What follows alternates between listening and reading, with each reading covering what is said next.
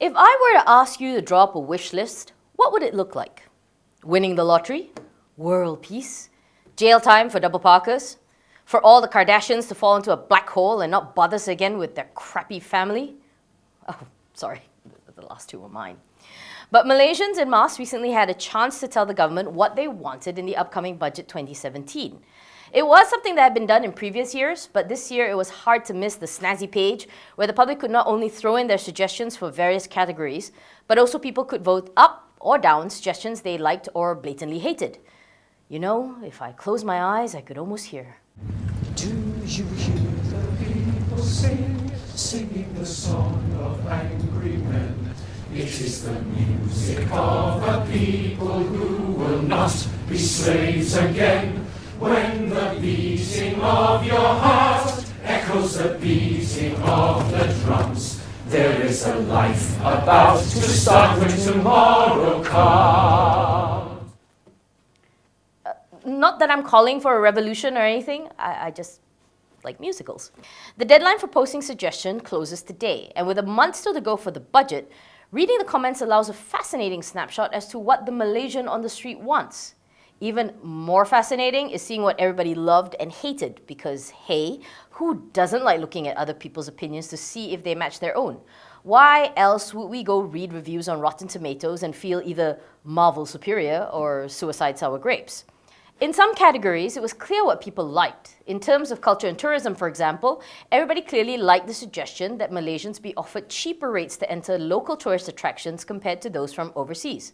Cuti-cuti Malaysia, after all, right? And we clearly don't think much of tall buildings or records, given how many disliked suggestions to build a brand new tower thrusting expensively into the sky, or another random record broken such as the most popiah in one stack, I don't know. Then there was this lovely gentleman who felt that the poor people in high-capacity cars should be given a break and have lower road tax. Reality check, thumbs down, buddy. Given that you have to register in order to give your suggestions, it is understandable that the views are more than a little tempered, but it does not stop it from revealing society's underlying anger and frustration. For as much as some bash the West, we clearly have no problem in being like the Americans or the post-Brexit English in our mistrust of immigrants and foreign workers.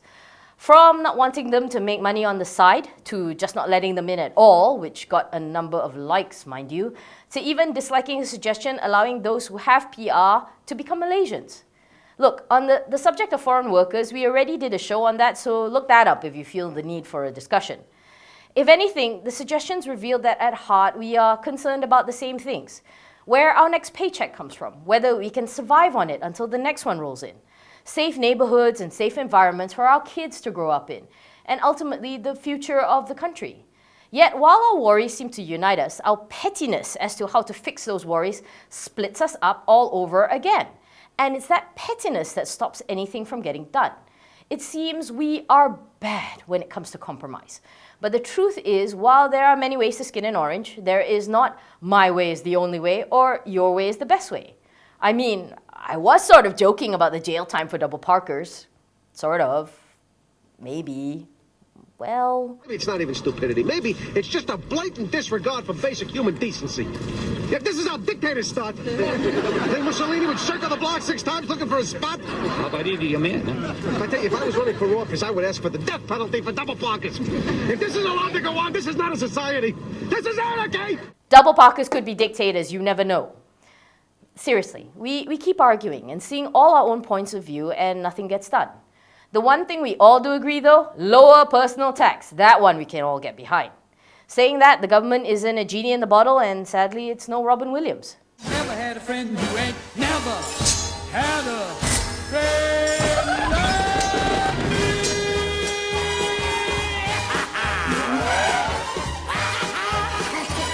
You never had a friend like me. But it would be nice to get some things on the list. Because in the end, all the good suggestions in the world is just like tossing salt in the ocean if it's not heard. Just saying.